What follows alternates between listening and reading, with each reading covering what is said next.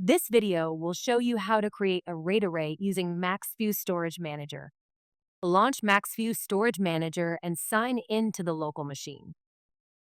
The main window showing available controllers will load.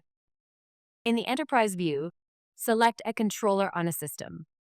On the ribbon, click Create Logical Device in the Logical Device group.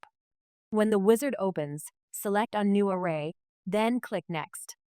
The available RAID levels of the connected drives will be displayed. Select a RAID level, then click Next. Select the disk drives you want to include in the logical drive, then click Next. In the RAID Attributes panel, optionally customize the logical drive settings if needed.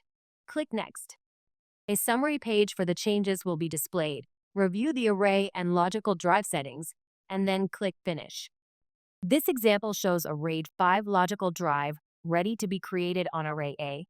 The MaxView Storage Manager begins building the array and logical drive.